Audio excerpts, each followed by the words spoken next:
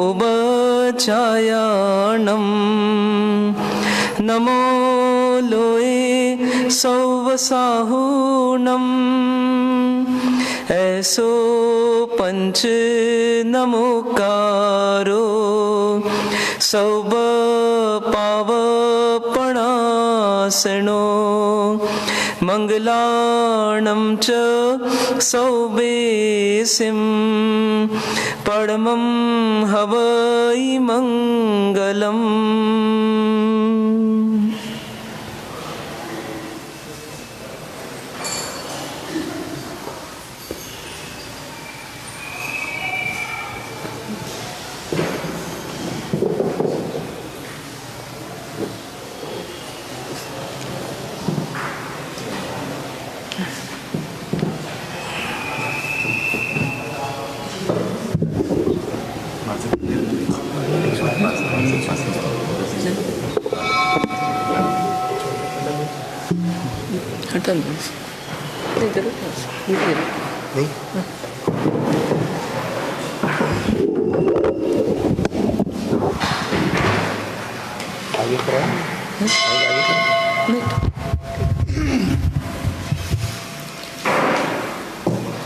हाणी मन शुद्ध आसता देव जुहारू शाश्वता। हाणी मन शुद्ध आसता देव जुहारू शाश्वता। चिंतामणी मारी चिंता चूर पार्श्वनाथ दादा मन वांछित पूर। हाणी मन शुद्ध आसता देव जुहारू शाश्वता। चिंतामणी मारी चिंता चूर पार्श्वनाथ मन वांछित पूर। अणियाली तोरी आखड़ी जाने कमल तणी पाखड़ी। अणियाली तोरी आखड़ी जाने कमल तणी पाखड़ी।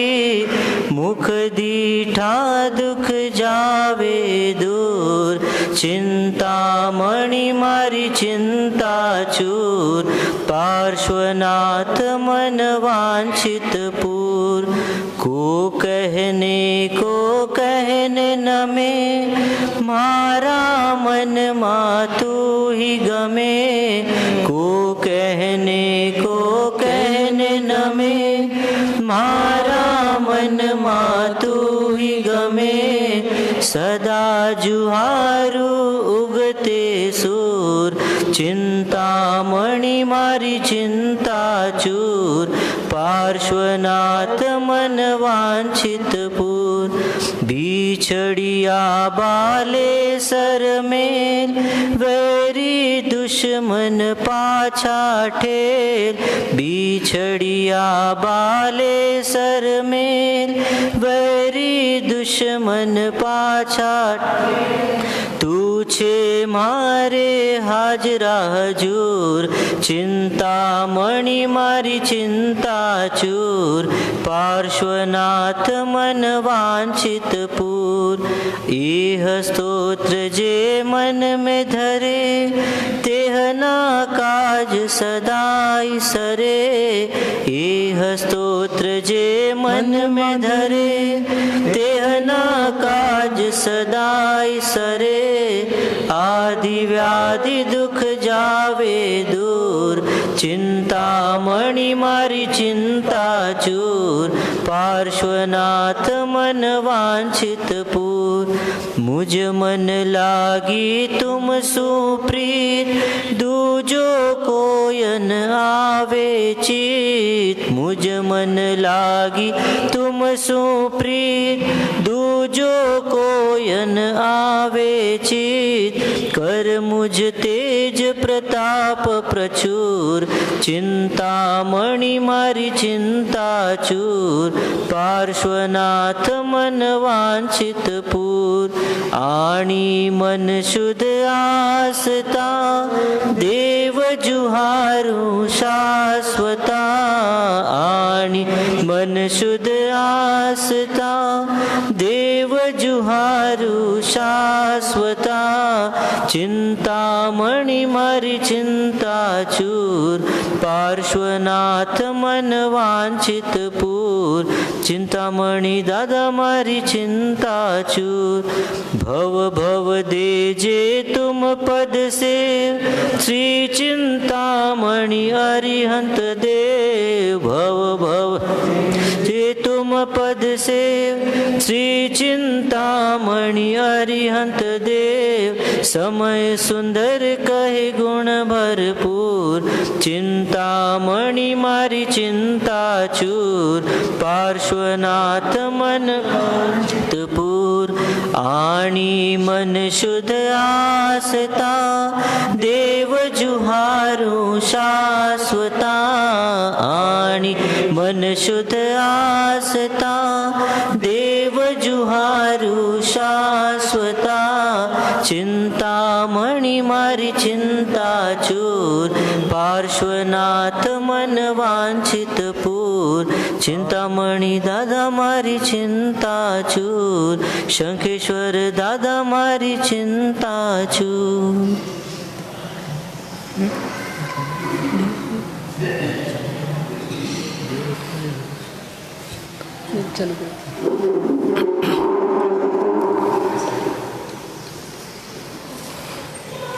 इस युग के प्रथम तीर्थंकर प्रभु ऋषभनाथ भगवान के चरणों में कोटिशा नमन। परंपरा से हुए सभी अरिहंत परमात्माओं के चरणों में कोटिशा नमन। अनंत अनंत सिद्ध आत्माओं को नमन। मोक्ष मार्ग के साधक समस्त आचार्य उपाध्याय एवं साधु भगवंतों के चरणों में कोटिशा नमन। परम पूज्य परम उपकारी सतपथ प्रदर्शक गुरु भगवंत के चरणों में कोटिशा नमन। उपस्थित आदरणीय मुनि भगवंत, धर्म प्रेमी बंधुओं, माताओं एवं बहनों,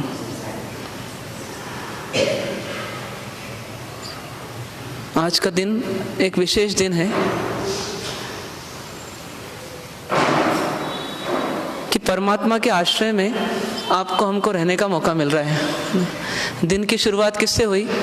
तो परमात्मा के आश्रय से। तो दिन का समापन किससे होना चाहिए? तो परमात्मा के आश्रय से। पर वो कब होगा? जब प्रतिपल हम परमात्मा के साथ रहेंगे। चंद्रमा है बहुत सुंदर, और वो नदी हो कि सरोवर हो कि समुद्र हो, उसमें प्रतिबिंबित होता है, मतलब उसका प्रतिबिंब झलकता है। मालूम है ये अपने को। और हमने अपने घर के पास में एक नाला था, उस नाले में अपनी छत से देखने का प्रयास किया तो हम पूरा और छोर सब देख लिया, वो प्रतिबिंब दिख ही नहीं रहा था उसका। तो इसका मतलब चंद्रमा शायद ऊपर नहीं है यहाँ, वो कहीं और होगा, दिल्ली में होगा, बॉम्बे में होगा, चेन्नई में होगा, धमतरी में तो नहीं है। ऐसा माने परमात्मा है और हमारा मन है। अक्सर क्या होता है, हम बोलते हैं परमात्मा दिखते नहीं है, मोक्ष दिखता नहीं है, परमात्मा की बातें जो है जी नहीं पाते, जी नहीं। आश्रम मंदिर में थोड़ा बैठे रहना चाहिए। इनडायरेक्टली वो कहना चाहते हैं परमात्मा के साथ दिन भर थोड़ा बिताना चाहिए, कभी कभार बिता लो।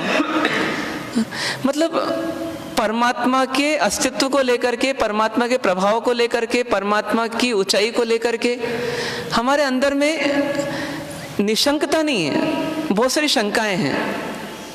इसीलिए क्या होता है, जैसे कोई एकदम फिसल रहा है तो उसके मुंह से ये नहीं निकलेगा अरे भगवान, है ना, और भगवान याद नहीं आएंगे उस समय उसको, और उससे उसको ओ माई रे, ओ बाप रे, है ना, ये निकलेगा।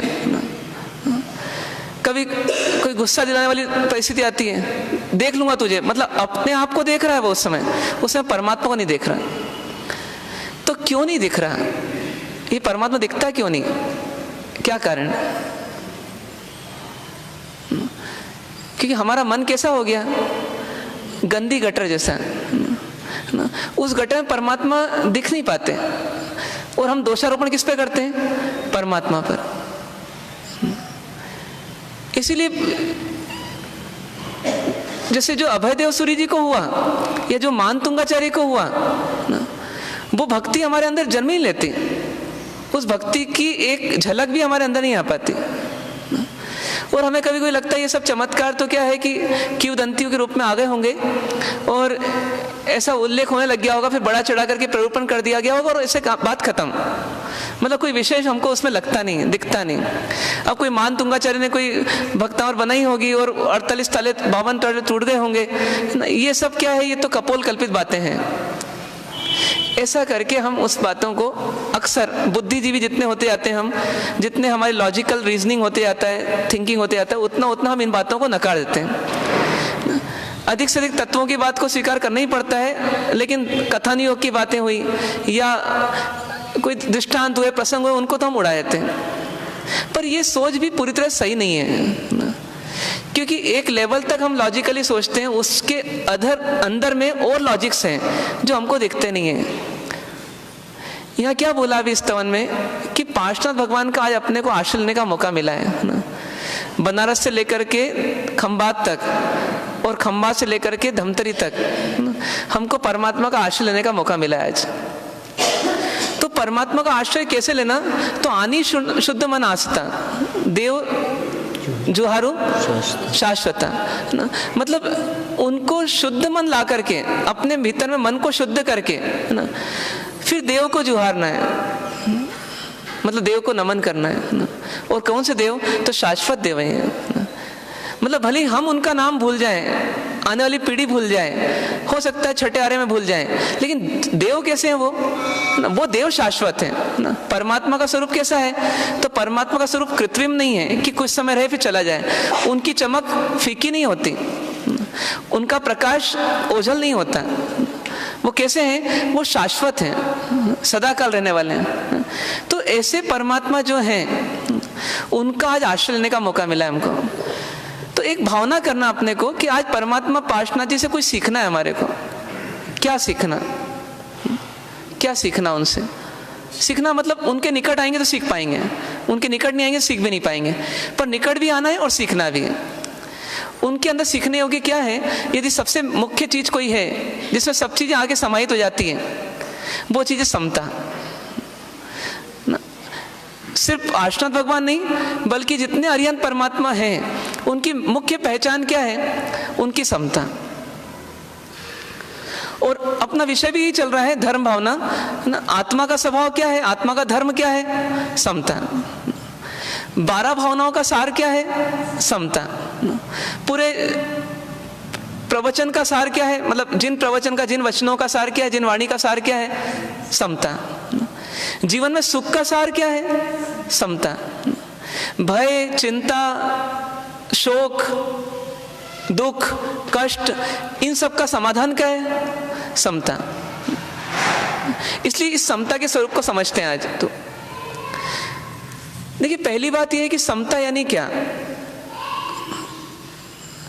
समता को ही हम समभाव कहते हैं, समता को ही हम समत्व भी कहते हैं, समता को ही हम सामयिक कहते हैं। सामयिक कहें, समत्व कहें, समता कहें, समभाव कहें, एक ही बात है।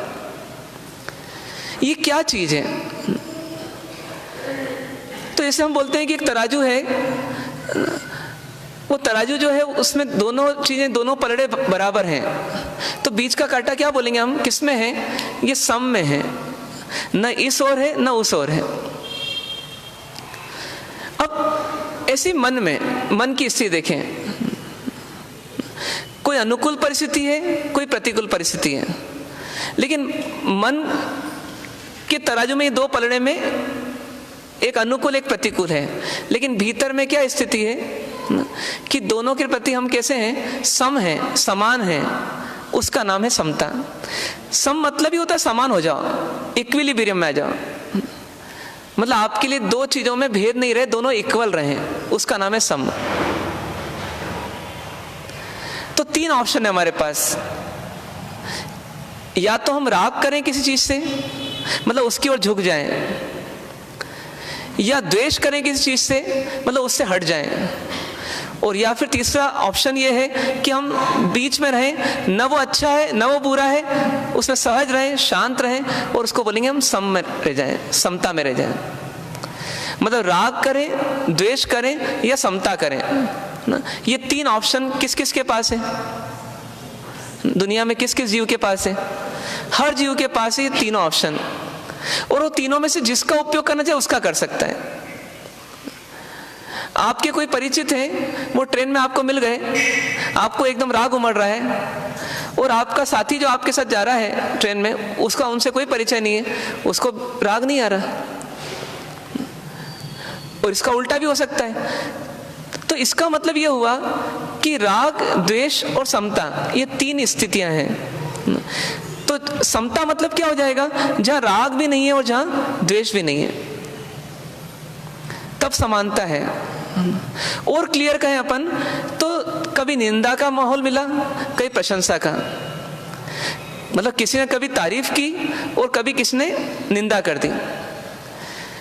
समता की स्थिति क्या है कि न निंदा में फूल गए और न बुराई में हिल गए, फिर कैसे रहे? फिर शांत रहे। यदि कोई बोले लाभ का प्रसंग भी है और हानि का प्रसंग भी है, तो समता क्या चीज होगी? तो लाभ में भी शांत और हानि में भी शांत। मतलब दुकान में खूब कमाई हो गई तो व्यापारी को बहुत खुशी हो रही है, ये राग आ रहा है। किसी ने पेमेंट आदि नहीं दिया, बहुत घाटा हो गया, नुकसान हो गया, एकदम अंदर में हिल गए, द्वेष आ रहा है उस परिस्थिति से। लेकिन समता क्या है कि लाभ हो या हानि हो, हमें कैसा रहना? हमें शांत रहना। कोई चीज प्रिय लगती हो वो मिले और कोई चीज अप्रिय लगती हो वो मिले, मिल सकती है कि नहीं मिल सकती? कभी थाली में मिलेगी, कभी बाजार में मिलेगी, कभी कपड़ों के रूप में मिलेगी, कभी गाड़ी के रूप में मिलेगी, कभी धर्मशाला के कमरे के रूप में मिलेगी। मतलब ये सब सामग्री मिलती है, इनके साथ दो पहचान होती है, ये अनुकूल है मतलब प्रिय है या अप्रिय है, अनुकूल है या प्रतिकूल है। उस समय फिर हमारे पास एक ऑप्शन रहेगा कि अनुकूल में राग नहीं आए, प्रतिकूल में द्वेष नहीं आए, यहाँ तक कि अनुकूल अनुकूल न लगे तो प्रतिकूल प्रतिकूल न लगे, और बीच की स्थिति रहे, उसका नाम क्या है? समता। अपन बार बार वो फोटो देखते हैं अहिच्छत्रा नगरी में, तो वो अहिच्छत्रा नगरी में परमात्मा विराजमान है, मतलब खड्गासन में ध्यान मुद्रा में है, और ऊपर से वर्षा भी हो रही है और पानी यहाँ तक आ गया है, और उधर धर्णेन्द्र पद्मावती जो हैं वो परमात्मा की सेवा में भी हैं। लेकिन क्या बोलते हैं? कमठे धर्णेन्द्र च सोचितम कर्म कुर्वती। मतलब कमठ के विषय में या धर्णेन्द्र के विषय में ना, मतलब जो जिनको उचित लग रहा है वो कर्म करते हुए भी ना। प्रभु की स्थिति कैसी है? तो प्रभु तुल्य मनोवृत्ति, मतलब प्रभु की तो कैसी मनोवृत्ति है? तुल्य। तुल्य मतलब समान, न धर्णेन्द्र के प्रति राग आ रहा है और न कमठ के प्रति द्वेष आ रहा है, बीच की स्थिति में है। और इसीलिए परमात्मा को नमन है, परमात्मा की स्तुति करते हैं। क्यों? क्योंकि ऐसी अद्भुत घटना परिस्थिति देखना असंभव है, जिसमें कि मतलब दुखी करने वाला इतना भयंकर दुख दे रहा है कि मर जाए, मारणांतिक उपसर्ग है, और सेवा करने वाला भी अद्भुत है कि स्वयं देवेंद्र है, इंद्र है, और वो चल करके कहां से आया? सिर्फ सेवा के नाम पर। तो पत्थर भी पसीज जाए उसकी सेवा देख करके, पत्थर दिल भी पसीज जाए। पर यहां परमात्मा की स्थिति बिल्कुल सम है, न धर्णेन्द्र के प्रति झुकाव है और न कमठ के प्रति झुकाव है, न दुर्भाव है और न एक तरह से कहें तो रागात्मक सद्भाव है। तो फिर कैसी स्थिति होगी अंदर में? अंदर में जो स्थिति उसका नाम समता है। मतलब मन का कांटा नहीं हिल रहा, मन का कांटा नहीं हिल रहा तो मन में क्या चल रहा है? तो असीम शांति है, असीम आनंद है। उस आनंद को कोई बोले दिखाओ, दिखाया नहीं जा सकता। आनंद ऐसी चीज है कभी दिखाई नहीं जा सकती। आप संसार का भी आनंद देख लो तो आप इजहार कर सकते हो, लेकिन उसी आनंद को दिखा दो, संभव नहीं है। किसी भिखारी को आज 2 रसगुल्ले मिल गए, आपने तो ये सोचा कि अपने घर में बच गए इसलिए दे दिए, तो आपके लिए तो देने के बाद घर साफ हुआ, थोड़ा डब्बा साफ हुआ, चलो शांति मिली, लेकिन उसको क्या मिल रहा है और उसको जो खुशी मिल रही है उसको आप अनुभव कर सकते हो क्या? उसको अनुभव नहीं कर सकते। खुशी, आनंद, प्रसन्नता ये अनुभव नहीं हो सकता। तो यदि प्रभु की वो तुल्य मनोवृत्ति है, मतलब प्रभु की वो समता है, तो उस समता में उनका आनंद जो है वो दिखा तो नहीं सकते कभी अपने को, वो दिखा नहीं सकते, लेकिन क्या हो रहा होगा उसका हम अनुमान लगा सकते हैं। तो क्या हो रहा होगा उनके भीतर में? पत्थर बन गए होंगे वो, बिल्कुल एकदम रिजिड, मेरे को करना ही नहीं कोई भाव, भाव किया तो मरा। जिसका आनंद कम होता है अंदर का, वो बाहर ढूंढता है। आप घर से बाजार में कब जाते हो कुछ खरीदने के लिए? जब वो चीज घर में खत्म हो जाती है तो बाहर जाते हैं।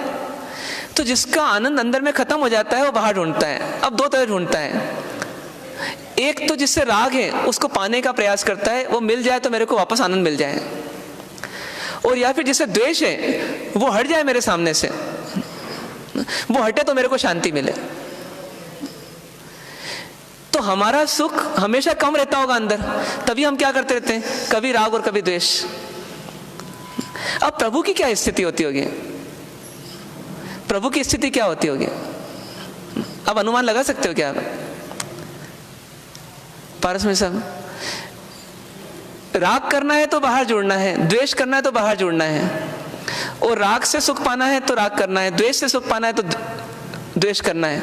पर जो जुड़ ही नहीं रहा है संसार के किसी भी चीज से, किसी भी घटना से, मारणांतिक उपसर्ग आ रहा है तो भी नहीं जुड़ रहे हैं, धड़नेन जैसे धड़नेन भी सेवा करने आए तो नहीं जुड़ रहे हैं, तो उनके भीतर में क्या चल रहा होगा? क्या चल रहा होगा? समता तो है, पर समता से क्या मिल रहा होगा उनको? उस समता के साथ और क्या चल रहा होगा? सुख या दुख? बताइए। सुख चल रहा होगा। क्यों? क्योंकि आपको पहचान बताई कि जुड़ते तभी है जब चीज खत्म हो जाती है अंदर में।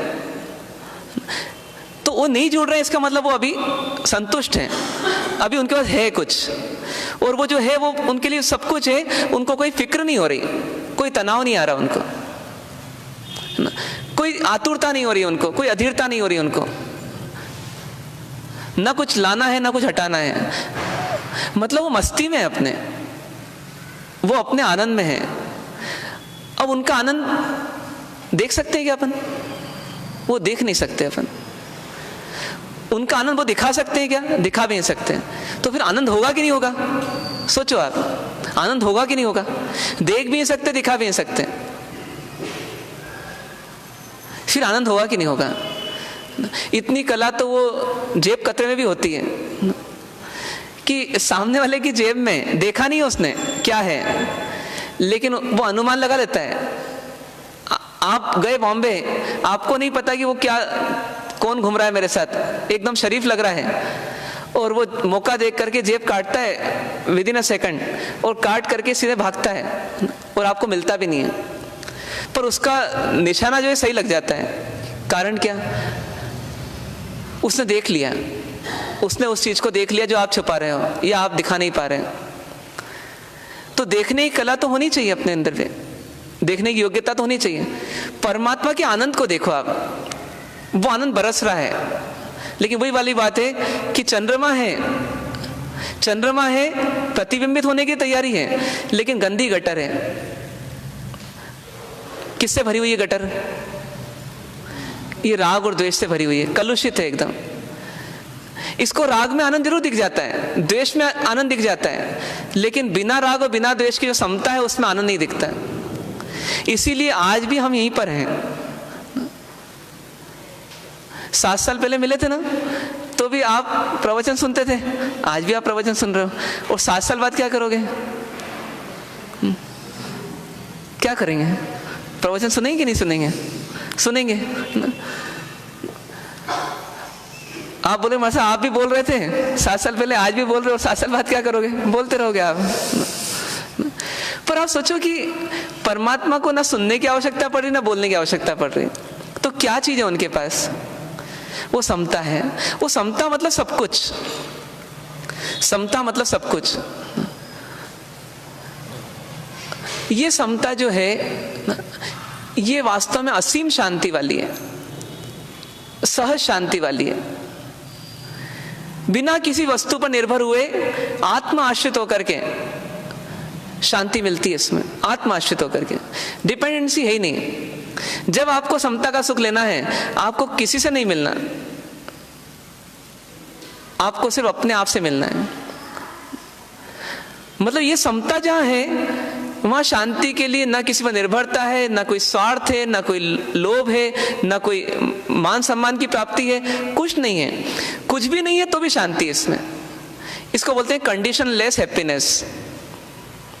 मतलब कंडीशन ही नहीं है उस हैप्पीनेस की, नो कंडीशन। हमारे हर आनंद में क्या जुड़ी हुई है? हमारे हर आनंद में क्या जुड़ी हुई है? कोई कंडीशन जुड़ी हुई है, कोई शर्त है।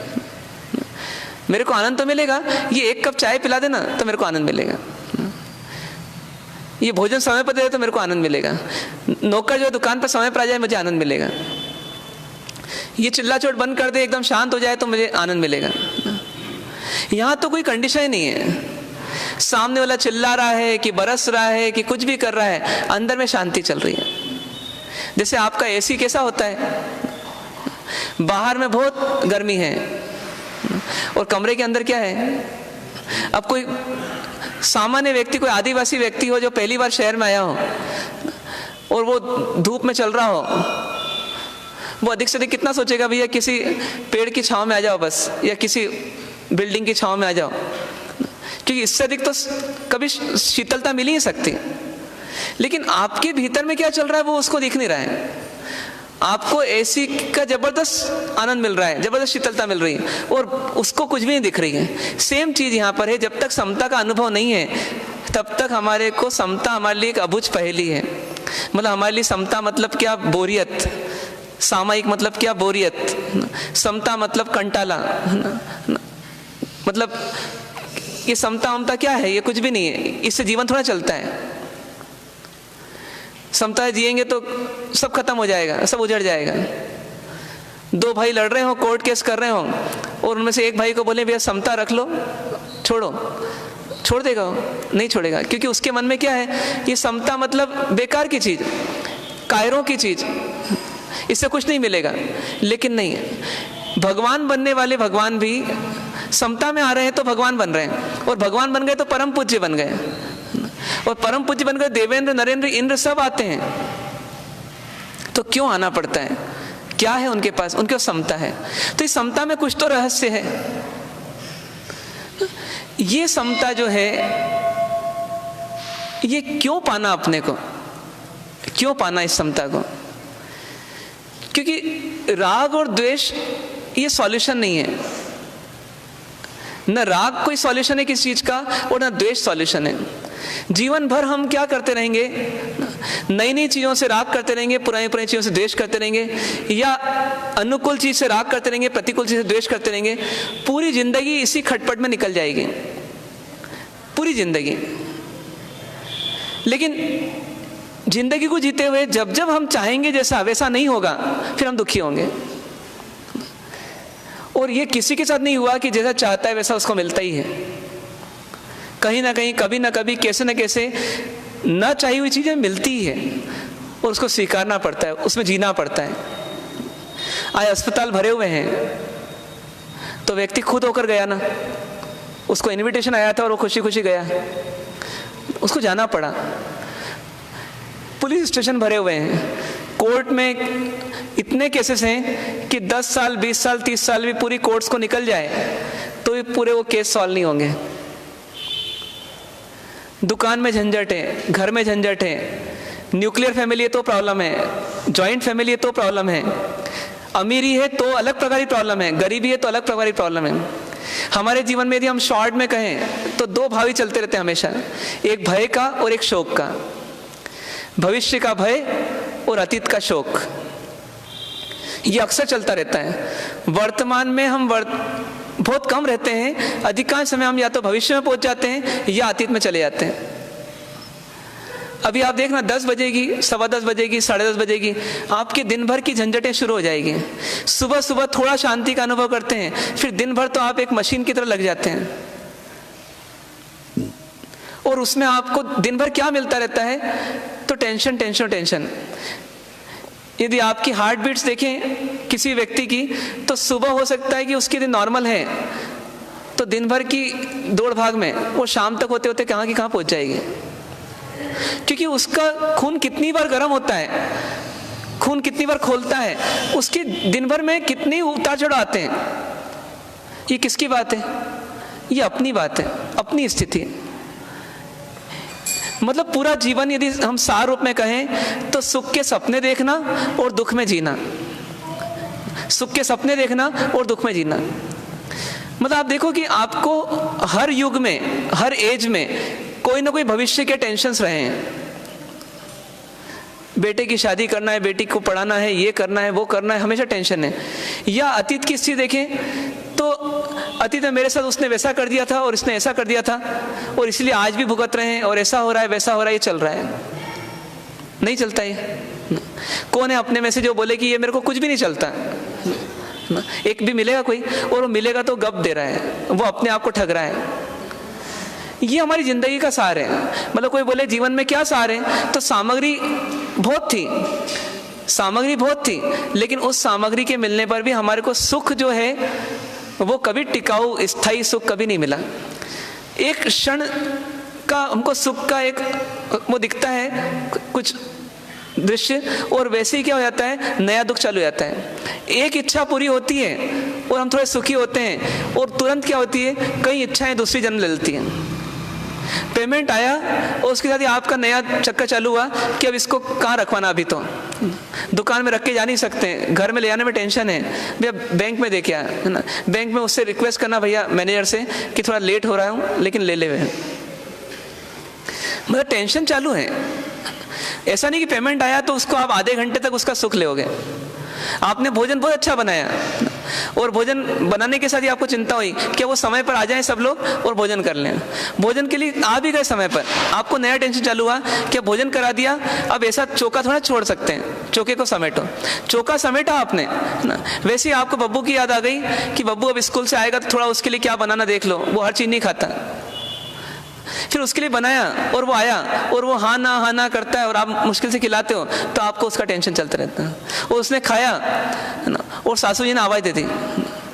मतलब एक के बाद एक क्या चल रहा है। आप सुबह से लेकर शाम तक कभी देखना कि आपके जीवन में नए नए दृश्य जो आते हैं, नई नई चिंताएं आती रहती है उसके बहाने। ये मनुष्य गति में ऐसा चल रहा है, तो बाकी गति में क्या हो रहा होगा, पशु गति की क्या स्थिति होगी। तो इसलिए ज्ञानी क्या बोलते हैं कि ऐसे तो अपन कभी भी सुखी नहीं हो पाएंगे, हमेशा सामग्री बसाते रहेंगे, सामग्री के लिए पुरुषार्थ करते रहेंगे, सामग्री का भोग उपभोग करने की भावना करते रहेंगे, और परेशानियां समस्याएं आती रहेगी और हम दुखी होते रहेंगे। ऐसी स्थिति में सुख कैसे मिले, क्या सॉल्यूशन है? तो परमात्मा ने एक सॉल्यूशन दिया कि आप अपने आप को बाहर से कट ऑफ करो, बाहर से अपने आप को कट ऑफ कर लो, अलग करो। अलग करो मतलब कैसा? तो ऐसा अलग नहीं कि भैया यहां पर लोग बैठे हैं घर वाले, तो अपन दूसरे रूम में चले गए, बेडरूम में चले गए दूसरे अपने। अलग करो मतलब क्या? भावना के रूप में, ज्ञान के रूप में अपने आप को सबसे अलग महसूस करो। क्यों? क्योंकि आपकी पहचान क्या है? आप कौन है? आप कौन है? कौन है अपन? बिल्कुल रटा गया ना पक्का। इस शरीर में रहने वाली आत्मा है, और वो आत्मा इस शरीर को जब छोड़ के जाती है ना, आए दिन अपन मृत्यु के समाचार देखते रहते हैं, सुनते रहते हैं, अनुभव करते रहते हैं, तो जाती तो कैसी जाती है? जैसे ग्लास में से पानी निकला और मुंह में गया तो वो ग्लास खाली हो गई, उतनी भी देर नहीं लगती, उससे असंख्यात भाग कम, मतलब असंख्यात भाग कर दें, ऐसी इतने कम समय में इतने बड़े शरीर को 60 साल 70 साल से इसके साथ रही आत्मा है ना, उस उतने से समय में आंख मिचना भी बहुत लंबा समय है, उसके पहले आत्मा 9-2-11 हो जाती है, एकदम रफू चक्कर, कुछ भी नहीं बचा। और शरीर में आप ढूंढते रहो आत्मा आंख में है कि कान में है कि जीवान में है कि कहाँ है, कहीं नहीं मिलेगी आपको, वो निकल गई। कितनी देर लगी? तो ये निकल इतनी जल्दी गई, ऐसा भी नहीं खींच के निकालना पड़ा उसको। तो जब इतनी जल्दी निकल गई, इसका मतलब वो उसमें रहते हुए सेपरेट ही थी, उसमें रहते हुए अलग ही थी। ग्लास में पानी को कितने समय तक भर के रखो, पर पानी ग्लास नहीं बनेगा और ग्लास पानी नहीं बनेगी, वो दोनों सेपरेट ही हैं। आपने जैसे ही ओंधा किया पानी निकला, ऐसी आयुष कर्म समाप्त हुए, वो फौरन आत्मा निकली।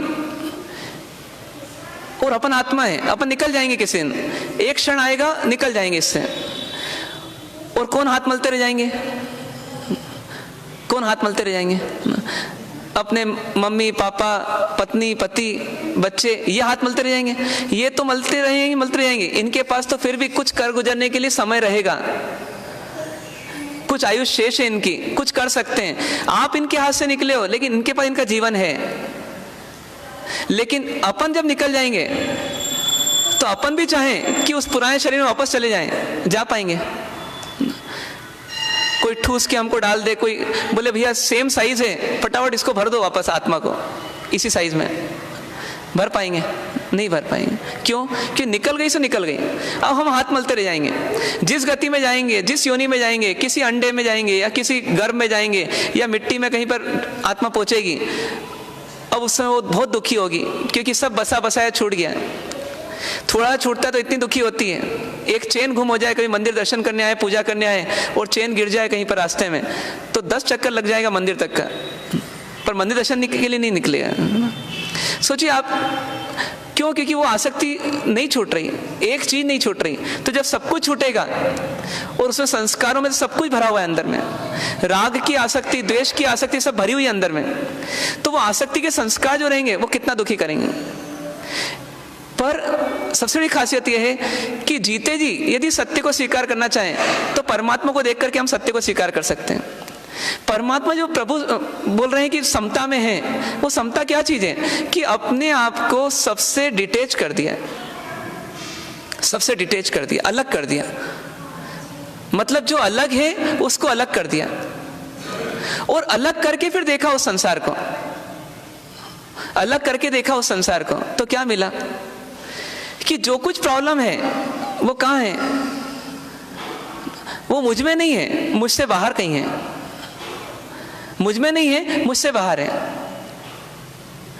मैं आत्मा हूं, नहीं दिखने वाली, लेकिन वास्तविकता में हूं आत्मा।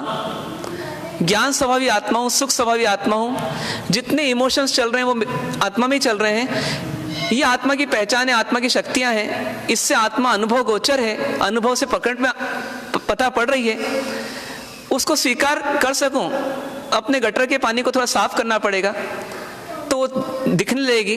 परमात्मा के द्वारा बताए हुए तत्व दिखने लगेंगे, प्रतिबिंबित होने लगेंगे, और उससे मैं देखूंगा तो मैं आत्मा हूं। और जब मैं आत्मा हूं तो जो कुछ प्रॉब्लम आ रही है वो किस में आ रही है? किसी ने कोई शब्द बोल दिया, वो शब्द कैसे देखना अपने को? वो शब्द कैसे देखना? पहली बात तो उसने शब्द बोला, उसने मान लो बहुत गलत शब्द बोल दिया। मान लो आपकी डिक्शनरी में उस शब्द को बहुत गलत माना जाता है, और उस शब्द को उसने बोला, तो आपके लिए वो शब्द कौन सा हो गया? प्रतिकूल शब्द हो गया, गलत शब्द हो गया, घिनौना शब्द हो गया, गंदा शब्द हो गया, गाली हो गया, नहीं सहन करने योग्य शब्द हो गया। होता है ऐसा, सुनने को मिलता है कभी। आजकल के सभ्य जमाने में बड़ी बड़ी गालियां तो कम सुनने को मिलती है अपने घर बार में, लेकिन फिर भी छोटी छोटी गालियों से भी हमारा मन आहत हो जाता है। किसी ने हमारे को सिर्फ मतलब अबे तुबे भी कर दिया, थोड़ा सा जी लगा करके नहीं बोला, श्रीमान लगा कर नहीं बोला, कभी हमारे को तू तुकारे से बोल दिया, कभी हमारे को पागल बेवकूफ बोल दिया, तो उसमें भी हमारा हाल बेहाल हो जाता है। तो सोचिए कि मतलब कभी किसी ने ऐसा बोल दिया तो हमारे को बहुत दुख होगा कि नहीं होगा? लेकिन कब तक होगा? कब तक होगा? जब हमने उसको अलग करके देखा अपने आप से। तो अलग करके जैसे ही देखा, अरे मुझे नहीं बोला, मुझे नहीं बोला, फिर किसको बोला? किसको बोला? ये शरीर को बोला। जिसको देखा उसको ही तो बोला उसने इसी को बेटा मान रखा था, उसने इसी को दोस्त मान रखा था, उसने इसको भाई मान रखा था, और इसको बोला जो ही बोला। मुझे तो बोला नहीं है, तो मुझे नहीं बोला तो मुझे क्या फर्क पड़ता है? आज जैसे पार्श्वनाथ भगवान को कोई व्यक्ति गाली दे यहां से, तो पार्श्वनाथ भगवान की आत्मा तो है ना यहाँ संसार में, है ना, लोकांत में विराजमान है, तो यहां गाली दे जोर जोर से, तो परमात्मा को ज्ञान होगा कि नहीं उसका? किससे ज्ञान होगा? आवाज तो नहीं पहुंच रही, मति ज्ञान तो नहीं होगा, लेकिन केवल ज्ञान से पता पड़ेगा या नहीं पता पड़ेगा? वो बोलेंगे पता क्या पड़ेगा, पता ही है मुझे। कब से पता है? जब से केवल ज्ञान हो तब से पता है। ये व्यक्ति मुझे गाली देने वाला है, लेकिन परमात्मा को फर्क क्या पड़ेगा? फर्क पड़ेगा क्या? क्यों नहीं फर्क पड़ेगा? क्यों नहीं फर्क पड़ेगा? क्योंकि इसने जब गाली बकी तो उनकी आत्मा में कुछ भी परिवर्तन हुआ क्या? उनकी आत्मा में घाव हो गया, उनकी आत्मा में खून आ गया, उनकी आत्मा में कुछ हुआ क्या? कुछ भी नहीं हुआ। वो आत्मा जो है बिल्कुल अनटच्ड है, मानो उसको कोई प्रभाव ही नहीं पड़ा। ठीक उसी प्रकार से जब किसी ने हमको गाली दी तो इस आत्मा में क्या हुआ? इस आत्मा में क्या फर्क पड़ा? कुछ फर्क पड़ेगा क्या? वास्तव में देखें अपन, कुछ भी फर्क नहीं पड़ेगा। हवा भी पत्ते को लगे तो पत्ता थोड़ा हिल जाएगा शायद, लेकिन हमारे को कोई फर्क नहीं पड़ेगा। पानी का भाव बहुत तेज है तो कहीं पत्थर को ही बहा देगा, ऐसा हो सकता है, लेकिन इस गाली का हम पर कोई प्रभाव नहीं पड़ेगा। ये वास्तविकता है या झूठ है? बताइए। ये शास्त्रों में लिखी है इसलिए सुनने को मिल रही है, या ये आप अनुभव कर सकते हो? यदि किसी ने हमको गाली दी तो 1 घंटे बाद यदि हमको देखा जाए तो कहीं से खून निकल रहा होगा, कहीं घाव आ रहा होगा, घाव हो गया होगा, कहीं ड्रेसिंग की आवश्यकता पड़ेगी, कुछ भी नहीं। तो फिर हम दुखी क्यों हो जाते हैं? क्योंकि हमारे भीतर में द्वेष आ जाता है। किससे द्वेष आ जाता है? वो बोलने वाले से। अब वो बोलने वाला कभी आपको नहीं बोलता, उसने जोर से बोला ए पागल ना, आपने कहा तेरी हिम्मत कैसे हुई ऐसे बोलने की? तो उसने बोला नहीं आपको नहीं बोल रहा था, मैं इसको बोल रहा था, मेरे नौकर को बोल रहा था। आपको क्या होगा फौरन ना? आपको जैसे ही पता पड़ा अरे मेरे को नहीं बोल रहा, ये नौकर को बोल रहा है, तो आपका मन क्या हो गया? शांत हो गया। अब ऐसे ही आपने देखा कि इस शरीर को बोला मुझे नहीं बोला, इस शरीर को बोला मुझे नहीं बोला, तो आपके भीतर में क्या होगा? अशांति, अशांति। पर वो दृष्टि जब बैठ जाएगी अंदर कि मैं कौन हूं कौन छू, कौन हूं मैं आत्मा हूं। आत्मा कैसी है? इस शरीर से अलग है, इस शरीर में रहती है लेकिन इस शरीर से अलग है। जो ये दृष्टि आई और ये दृष्टि में स्थिर हुई आत्मा, मतलब उसका भ्रम निकला, वो भ्रम निकला तो उसमें उसको जो अनुभूति होगी वो कैसी होगी? अरे मुझे तो कहा ही नहीं इसने, जब मुझे नहीं कहा तो मुझे क्या करना चाहिए? मुझे कुछ कहा ही नहीं तो मुझे क्या करना चाहिए? बाजार में बहुत से लोग एक दूसरे को कह रहे हैं आपसे जब तक कोई कुछ नहीं कहे तब तक आप कुछ बोलते हैं क्या? उससे कुछ नहीं बोलते। तो ऐसे कैसे ही यदि मुझे कहा ही नहीं है, कहा तो इस शरीर को है, तो मुझे क्या फर्क पड़ रहा है? ऐसी दृष्टि जिसकी होगी, बताइए उसका कौन सा भाव रहेगा उस समय? उस समय कौन सा भाव रहेगा? समभाव रहेगा। और इस समभाव में उसको क्या मिल रही होगी उस समय? उसको शांति मिलेगी या नहीं मिलेगी? सहज शांति चल रही है, सहज शांति चल रही है, वो शांति अखंड है। उस शांति में बीच में इंटरप्शन आया ही नहीं, कोई बाधा आई नहीं, वो शांति थी, वो शब्द आया, शांति मेंटेन्ड है, बरकरार है और आगे भी शांति बनी रहेगी। जबकि इसका उल्टा, आपने द्वेष किया, आपको अशांति हुई, आपने जब तक नहीं कहा तब तक अंदर अशांति मचलती रही, आपने कह दिया, सामने वाले ने सुन भी लिया तो भी आपकी अशांति चल रही है, और आप उसका चेहरा देख रहे हैं, उसके शब्द सुनने को लालयित हैं, और जब वो कुछ बोल देता है कभी गलती से या चेहरा गलत दिखता है उसका तो और अधिक अशांति, और ये अशांति का सिलसिला पे चलता रहता है। वो अशांति मिटती नहीं, उसके पहले क्या होता है? दूसरी अशांति का कारण कोई ना कोई मिल जाता है अपने को। ऐसे अपन इस संसार में क्या कर रहे हैं? यही पागलपन कर रहे हैं, गंदगी ला ला करके अपनी नदी में डाल रहे हैं, बाहर में है ना, उससे संबंध जोड़ रहे हैं और संबंध जोड़ के अपने अंदर गंदगी ला रहे हैं, और हम गंदी गटर बन रहे हैं, हमारा मन गंदी गटर बन रहे हैं। क्या करना चाहिए?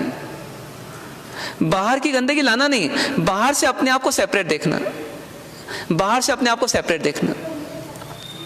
हो सकता है कैसा? ये शब्द में हो सकता है तो क्या रूप में हो सकता है क्या? कोई रूप देखा आपने, कोई दृश्य देखा, राग आ गया। आज उपवास है लेकिन आज कोई मिठाई बहुत अच्छी बनी है और उसका रूप बहुत अच्छा है, दिखने में बहुत अच्छी है, ऐसी हमारी डेफिनेशन में हमने उसको देखा, हमको राग आ गया। राग आ गया मतलब क्या हो गया? हमारी सहजता चली गई। अभी वो चीज़ ना मिलेगी और मिल भी जाए तो हमारी सहजता तो नहीं रहेगी, क्योंकि कोई चीज़ जब पाना रहती है तो लोभ आता है, और लोभ आता है तो अशांति होती है। अभी आपको किसी से मिलना है, लोभ आया तो मिलने के साथ ही आपको अशांति भी आएगी। तो यदि कोई चीज़ दिखी और अच्छी लगी तो लोभ आया, और लोभ आया तो अशांति है। बहुत सिंपल चीज़ है कि जहाँ भी बाहर से जुड़े और जुड़े तो राग होगा या द्वेष होगा, और राग और द्वेष होगा तो अशांति होगी। तो यदि हम उस दृष्टि से देखें तो हमको वो अच्छी चीज़ दिखी तो हम कैसे देखें उसको कि हमारे को शांति बनी रहे? कैसे देखें उसको? देख सकते हैं क्या? कोई दृष्टि है अपने पास? परमात्मा कोई दिखाना चाहते हैं हमारे को? धर्मेंद्र जी के प्रति राग क्यों नहीं आया उनको? पार्षद भगवान को क्यों नहीं आया? वो तो अच्छे व्यक्ति थे ना, अच्छे ही कर रहे थे ना, सेवा कर रहे थे, फिर राग क्यों नहीं आया? उनको ये राग नहीं आया तो हमको रसगुल्ले में, हमको मिठाई में राग क्यों आ रहा है? और मिठाई में राग करेंगे आपको लगेगा इसमें दुख कहाँ आ रहा है? दुख भी आ रहा है, सहजता जा रही है, ये दुख है पहली बात। और दूसरी बात, इसकी आदत बनेगी और जब ये नहीं मिलेगी और इससे विपरीत कोई चीज़ मिलेगी तो उस समय क्या होगा?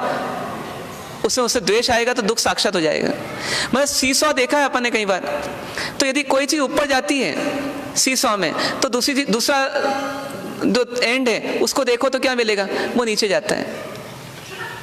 तो उसी प्रकार से यदि किसी के प्रति राग आ रहा है तो किसी के प्रति द्वेष आ रहा है, और जब राग की चीज नहीं मिलेगी और जिससे द्वेष धीरे पनपते जा रहा है वो चीज मिलेगी तो हमको क्या मिलेगा? दुख मिलेगा।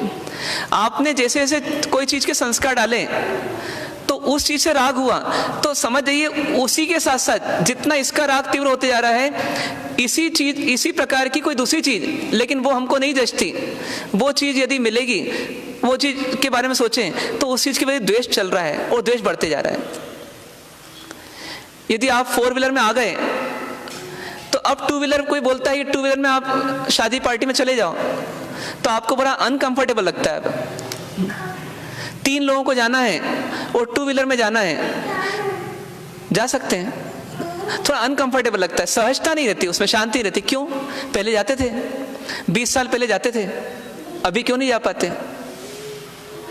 क्योंकि 4 व्हीलर से राग किया, ये मिली, ये बात सही है, वो इससे राग किया, लेकिन उसके साथ साथ द्वेष पनपता गया। अब 2 व्हीलर अच्छी नहीं लगती। लोग कार से अब रायपुर जाते हैं तो अब बस में जाना उनको अच्छा ही लगता है।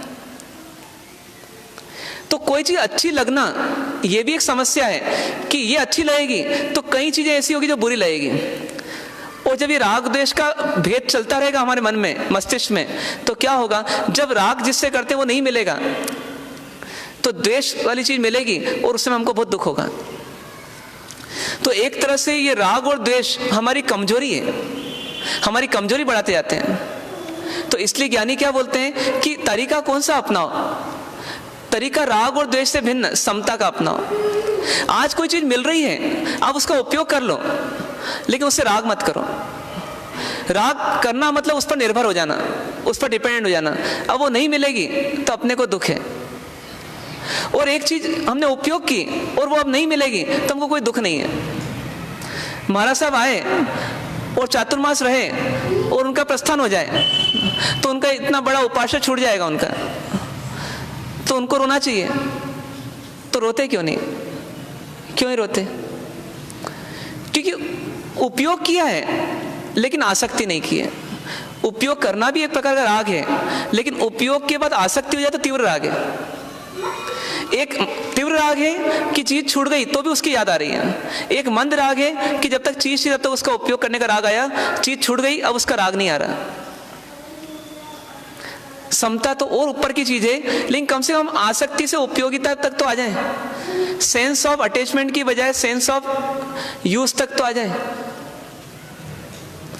लेकिन इसके लिए हमारे को ट्रैक कौन सा पकड़ना? एक ट्रैक हमारे को संसार में दिखता है आसक्ति बढ़ाने वाला, एक दूसरा ट्रैक हमारे को दिखता है आसक्ति घटाने वाला। भगवान पार्श्वनाथ जी का जन्म मनाना और कल दीक्षा मनाना, इनसे क्या सीखना? 72 घंटे की आराधना क्यों करना? क्यों तेले करना या क्यों 3 एकादशना करना और क्यों इतनी फेरी खमासम ना करना? क्या सीखना है, क्या पाना है इनसे हमको? सिर्फ एक चीज, और वो है समता, कि हे परमात्मा, जिससे मैं दुखी होता हूं उससे आपने क्या कर लिया? अपने आप को कट ऑफ कर लिया, अपने आप को सेपरेट महसूस करते हो आप। अब वो चीज अच्छी रहे, बुरी रहे, अनुकूल रहे, प्रतिकूल रहे, आपको कोई फर्क नहीं पड़ता। तो ये तो सुखी जीवन जीने की कला हो गई। एक बार एक देखा था, एक अनुभव किया था, एक केस कि एक मित्र थे, उनकी दादी जी जो थी वो बहुत क्रोध करती और दादाजी जो थे वो बिल्कुल शांत रहते। तो दादी जोर जोर चिल्लाती रहती, जब भी मौका मिलता कुछ ना कुछ प्रसंग बनता और उस प्रसंग में उन्होंने क्रोध करना है, ये उनकी आदत थी। अब ऐसा करते करते वो जीवन चल रहा था। अब उस समय डाइवोर्स का जमाना नहीं था, तो सॉल्यूशन नहीं था दादाजी के पास, और दादाजी बन चुके थे अब तो बाल सफेद हो गए थे। तो अब वो दादाजी ने क्या किया, एक सॉल्यूशन निकाला। शुरुआत में हो सकता है उन्होंने कभी किया होगा कि उसको चुप किया होगा दादी जी को, बाद में उन्होंने उस मेहनत को भी खत्म कर दिया। उन्हें क्यों मेहनत करें फालतू, अपन क्या करना चाहिए? आप क्या करते हो? क्या करते हैं? उन्होंने क्या किया, एक तरीका अपना लिया। दादी जोर जोर चिल्लाती, वो समझ जाते अब ये चला शुरू हुआ सिलसिला, है ना, अभी तो बढ़ेगा एकदम ज्वालामुखी की तरह। अपने को क्या करना, अपने को अलग कर लेना। वो दूसरे कमरे में जाकर के शांति से बैठ जाते हैं। वो दादी बेड पर थी, तो बेड पे ही रह के चिल्ला पाती थी, वो चिल्लाती रहती थोड़ी देर तक, और दादाजी तब तक अपने बेड पे आराम कर लेते हैं। फिर दादी जी जब चुप हो जाती है ना, फिर दादाजी आते, बोले तुझे चाय बना दूं, क्या करूं? बोले बना दो। अब इतने थक जाती हैं कि वे आप चाय दे दो मेरे को। अब चाय भी लेती किससे? दादाजी से। और दादाजी चाय पिला देते और सुखी रहते। कैसे सुखी रहते? क्या कला थी उनकी? अपने सिस्टम को कट ऑफ कर दिया। ये सिस्टम को कट ऑफ करना इसको नहीं आता। दूसरों से जोड़े रखना बिना काम से, जिनसे संबंध नहीं उनसे जोड़े रखना, उन बातों से जोड़े रखना, वो दुखी करेगा हमको हमेशा। कई बार हम 10 दिन पहले तूने मुझे ऐसा कहा था, 1 महीने पहले ऐसा कहा था, 2 साल पहले ऐसा कहा था, और वो चीज जैसी आज सुनने को मिली वापस वो पुरानी मेमोरी रिवाइज हो जाती है। ये बिना काम का द्वेष हमारे अंदर चल रहा है, या बिना काम का राग चल रहा है। कभी राग और कभी द्वेष, कभी राग और कभी द्वेष। सच्चा सुख तो आज तक इस जीव ने पाया ही नहीं। आत्मा का सुख कभी नहीं पाया, क्योंकि आत्मा का धर्म नहीं पहचाना। वास्तव में पूजा करना, प्रतिक्रमण करना ये हमारा धर्म नहीं है, ये तो धर्म तक पहुंचने का साधन है। पूजा करते करते हमें समझ में आ जाए कि शीतलता, शांति, ये परमात्मा का गुण है। और ये कैसे पाया इन्होंने आत्मा से परिस्थितियों को अलग करके देखा। जो परिस्थितियां वो बाहर है, आत्मा अलग है। आत्मा पर परिस्थितियों का कोई प्रभाव पड़ता ही नहीं है, क्योंकि परिस्थितियों के बावजूद भी आत्मा की ऐसी अनंत शक्ति है कि आत्मा कुछ भी बिगाड़ नहीं सकती परिस्थितियां। कहते हैं ना, अपन शस्त्रों से जल नहीं सकती, अग्नि से जल नहीं सकती, शस्त्रों से कट नहीं सकती, ऐसी आत्मा है। इस आत्मा को जिसने पहचाना उसको लगा मुझे क्या मिल गया, मुझे हीरा मिल गया।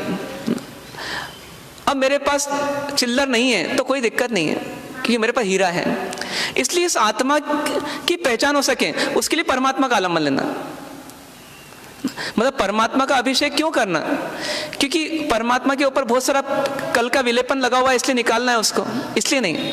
वास्तव में वो अभिषेक करते करते हमको समझ में आ जाए कि जैसे अभिषेक विलेपन को निकालता है, ऐसे ही मेरे अंदर में कोई भ्रम है कि मैं आत्मा को समझ नहीं पा रहा हूं, क्योंकि मैं आत्मा को पहचान नहीं पा रहा हूं। तो मुझे क्या करना, वो ज्ञान का उपयोग करके अपना अभिषेक कर देना उस समय, और अज्ञान का क्या कर देना, विसर्जन कर देना। इससे क्या मिलेगा, हमारे को आत्मा का स्वरूप मिलेगा, आत्मा की पहचान मिलेगी। और उस आत्मा की पहचान से हमें ये विश्वास होगा कि मेरा कोई बिगड़ता नहीं है, न बनता है बाहर की परिस्थितियों से, तो मुझे क्यों विचलित होना, क्यों बेचैन होना, क्यों भय करना, क्यों शोक करना।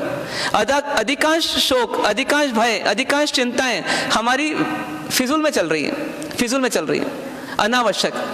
इन सबसे मुक्ति मिल सकती है यदि हम परमात्मा की समता के सुख को समझ पाए। तो क्या करना चाहिए हमें? परमात्मा के सुख को समझने का प्रयास करें।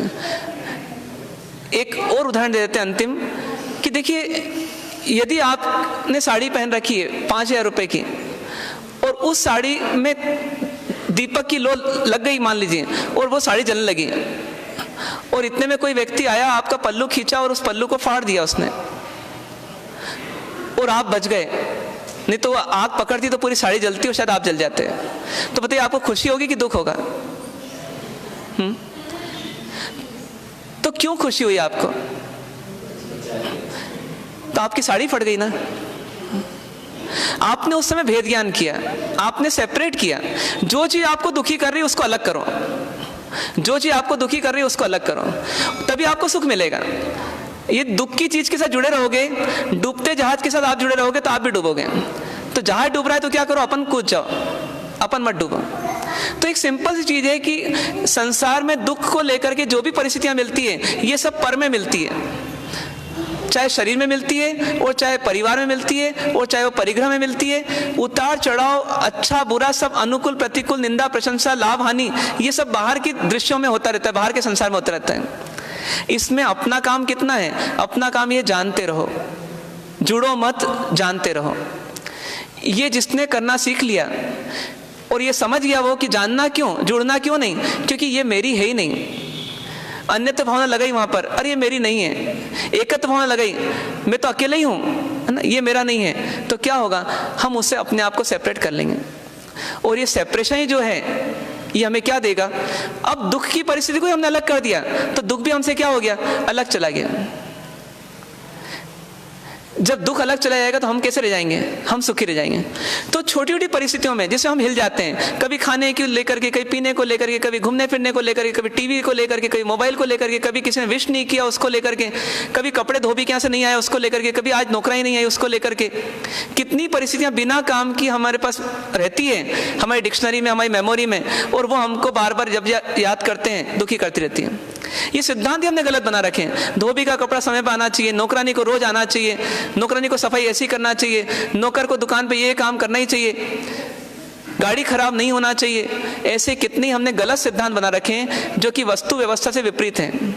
गाड़ी खराब हो सकती है, नौकर छुट्टी मांग सकता है, छुट्टी पे जा सकता है, काम नहीं कर सकता है, काम चोरी कर सकता है, ये सब हो सकता है। तो जो इस सत्य को स्वीकार कर ले कि भैया ये सब होगा, फिर भी जितना पुण्य होगा वो बाहर दिखेगा और पाप का उदय होगा तो सब चला जाएगा जो दिख रहा है वो भी, लेकिन आत्मा का ना कुछ बनेगा ना कुछ बिगड़ेगा। आत्मा तो ज्यों की त्यों रहेगी। तो हे आत्मा तू क्यों दुखी होती है? ऐसा करके यदि हमने जीवन जीने की कला सीख ली और समता आ गई तो समझिए हमारे को क्या मिलेगा, सहज आनंद मिलता रहेगा, सहज सुख मिलता रहेगा।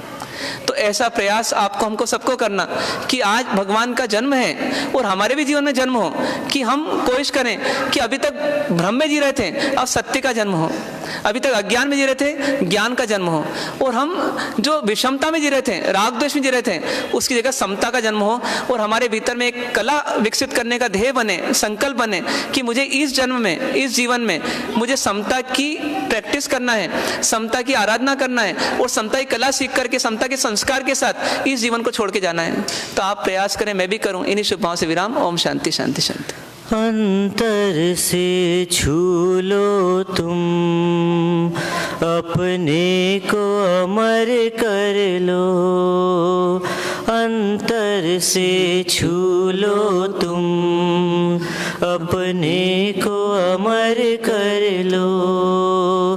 चादर के धागों को धो धो के मुखर कर लो। हम रागी नहीं द्वेषी, तेरी दृष्टि बेगानी है।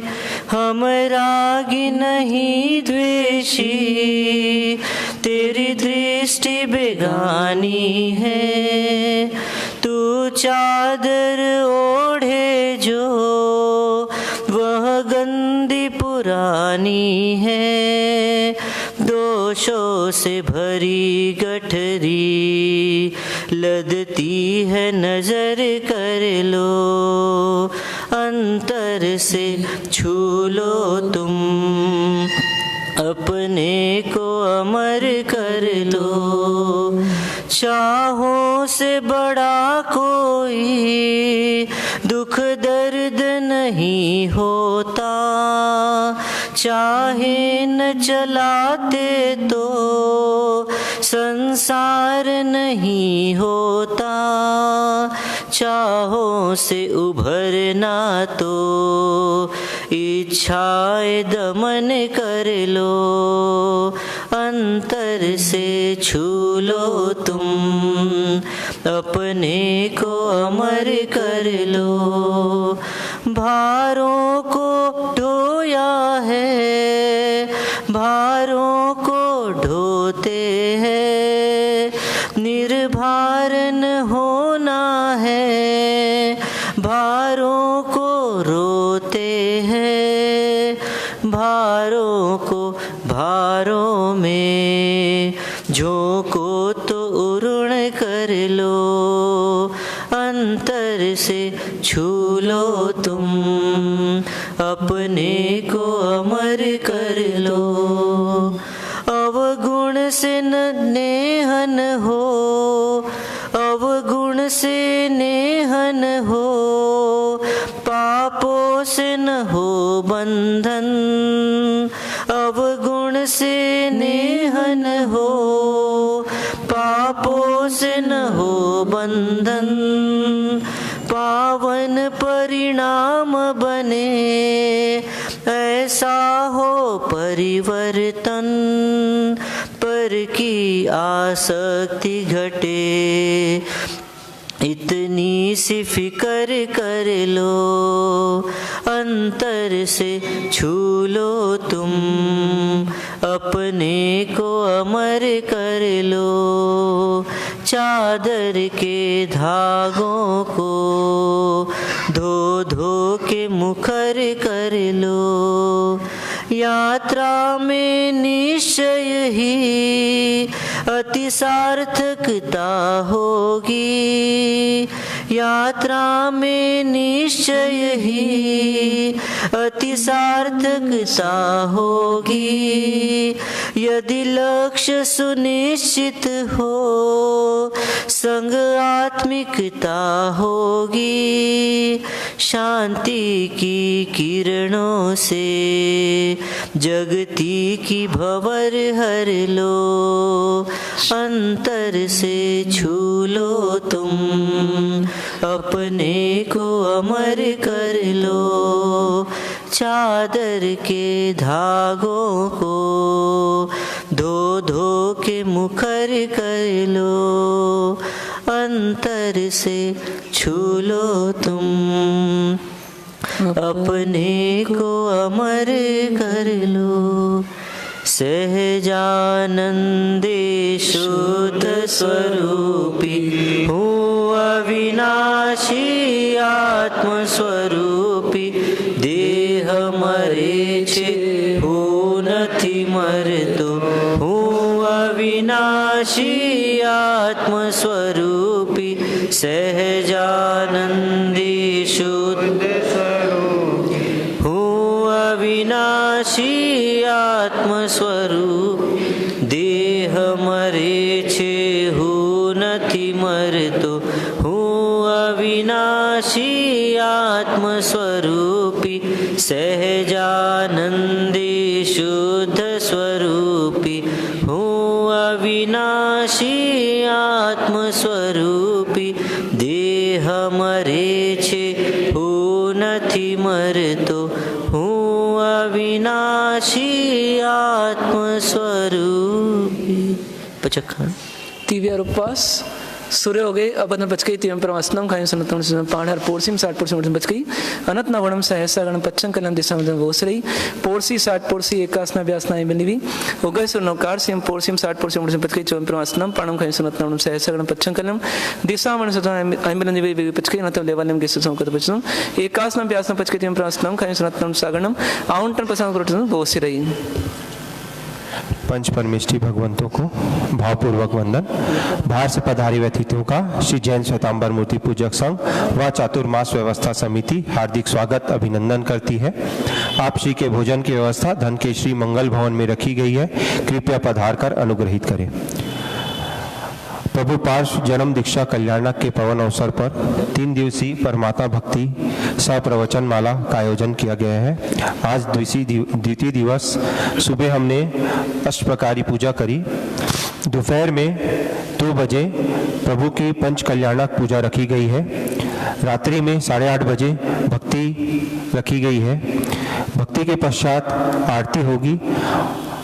भक्ति के मध्य ही आरती की बोली बोली जाएगी। आज पूजा ही होगी ना? पूजा हाँ, इतवारी पूजा का स्थान पार्श्वनाथ जिनालय, इतवारी बाजार। प्रभु पार्श्वनाथ भगवान के समीप जो आज रंगोली मांडी है वो कुमारी विभूति जी लोढ़ा व कुमारी देशना जी लुक्कड़ ने मांडी है। उनकी हम संघ की तरफ से खूब खूब अनुमोदना करते हैं। सभी तपस्वियों की श्री संघ सुख साता पूछता है। जीव दया हेतु अपना जिन्हें भी अपने द्रव्य का प्रयोग करना हो वो पेड़ी जी में अपना नाम लिखा देवे। सामूहिक प्रातःकाल हमने जयत्यूर्ण स्तोत्र के माध्यम से सम्मनपुर प्रभु को प्रकट होते हुए देखा और सारे इस आयोजन का श्रेय राहुल भाई दुग्गड़ और कान्हाजी गांधी दोनों ने काफ़ी मेहनत की और साक्षात हमको पार्षद भगवान का प्रकटीकरण दिखाया। और इसी प्रकार आज का जन्म कल्याणक तो संपन्न हुआ। कल परमात्मा दीक्षा लेंगे। हम दीक्षा तो नहीं ले पाएंगे लेकिन कम से कम इतना जरूर करें, कल प्रवचन के अंतर्गत सामयिक होगी। सभी सामयिक में पधारे। परमात्मा की समता की जो व्याख्या आज महाराज साहब ने की, उस समता को पाने के लिए, उस समता रस में निमग्न होने के लिए हम भी एक सामयिक अवश्य करें कल प्रवचन में, सामयिक के माध्यम से। और दीक्षा परमात्मा ने कैसे ली, किन भाव से परमात्मा ने दीक्षा जीवन को जिया, इसकी भी सुंदर भाव यात्रा गुरु भगवान फरमाएंगे। तो अवश्य कल का दीक्षा कल्याणक का जो महोत्सव है उसको भी हम सानंद, जैसे आज सुबह जन्म कल्याणक मनाया, ऐसी व्याख्यान के समय 9 से 10 में परमात्मा की दीक्षा और परमात्मा की दीक्षा जीवन का सुंदर वर्णन हम गुरुदेव के मुखारविंद से श्रवण करेंगे। तो अधिक से अधिक संख्या में पधार कर इन सारे कार्यक्रमों का लाभ ले। और दोपहर में 2 बजे जो पूजा है, कविकुल किरीट आनंद सागर जी महाराज साहब और ऐसे ही उन्हीं के पाठ परंपरा में हुए कविंद्र सागर जी महाराज साहब, जिनके द्वारा पूजा रचित है पार्श्व पंचकल्याणक पूजा, सुंदर भावों के साथ, सुंदर शब्दों का गुम्फन और सुरावलियों के साथ जो पूजा उन्होंने रची है, उन पूजा के माध्यम से परमात्मा के 9 भाव और परमात्मा का 10वां भाव का वर्णन उस पूजा में आया है। उस पूजा को भी श्रवण करे और अपने जीवन में पार्श्वगुरु की समता को लाए, ऐसा प्रयास करने के लिए वो पूजा है। और ऐसा नहीं पूजा मंडल की है, पूजा सबकी है, सबको पधारना है, सबको लाभ लेना है। दोपहर को 2 बजे पार्श्व जिनालय में सामूहिक गुरु वंदन। बाप जी, आज तीनों बच्चे शांत भाव से प्रवचन सुन रहे थे, इनके अनुमोदना कर रहे। सब बच्चों को सामने दिखाओ, इधर आ जाओ ना, ऐसे सामने लो। देखो ये तीनों बच्चे लगभग 5-6 साल के होंगे। ऐसा उधर देखो ना, उधर देखो ना, सामने इनकी अनुमोदना करें हम सब मिलकर। अनुमोदना अनुमोदना अनुमोदना बारंबार, अनुमोदना अनुमोदना अनुमोदना बारंबार। अनुमोदना किस बात की है? क्या प्रवचन में आया इसकी अनुमोदना है ना। कल भी आना सामयिक।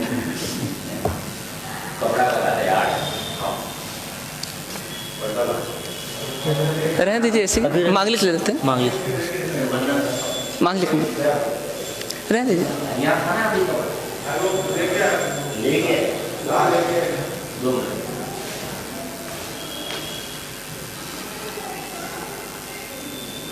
आज 10 मिनट बैठकर चिंतन कीजिएगा कि कहाँ कहाँ छोटे छोटे प्रसंग में हमारी समता खो देते हैं हम, वहाँ पर हम समता को संकल्प के साथ जीने का अभ्यास करें। मिलेगी कई जगह ऐसी मिलेगी जहाँ हमारी समता से हम चूक जाते हैं, पुनः समता में आने का प्रयास करें। आज का जाप जो है ओम ह्रीम श्री पार्श्वनाथ अर्हते नमः, इसकी 20 माला अवश्य फेरे, 12 फेरी, 12 खमासना, 12 स्वस्तिक, 12 लोग के कौसर। इधर खड़े हो जाओ, ऐसे कर आप करो। जो खड़े रहते हैं 12 फेरी, 12 खमासना, 12 लोग का कौसक और 12 साथिया, 20 माला ओम ह्रीम श्री पार्श्वनाथ अर्हते नमः, ओम ह्रीम श्री पार्श्वनाथ अर्हते नमः की 20 माला फिर बोलो।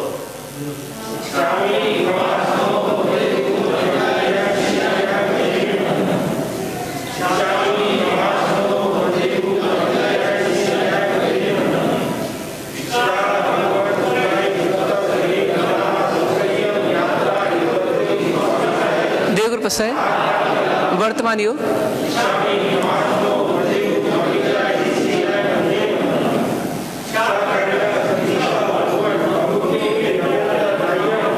खामे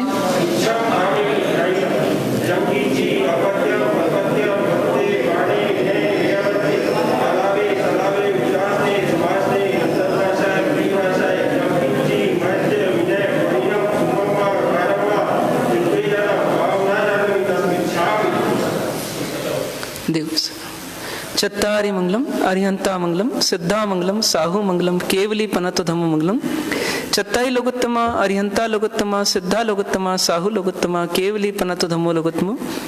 चत्तारि शरणम पवज्जामि अरिहंते शरणम पवज्जामि सिद्धे शरणम पवज्जामि साहू शरणम पवज्जामि केवली पनतम धम्मम शरणम पवज्जामि। सर्व मंगल मांगल्यम सर्व कल्याण कारणम प्रधानम सर्वधर्माणम जयनम जयति शासनम। शासन देव की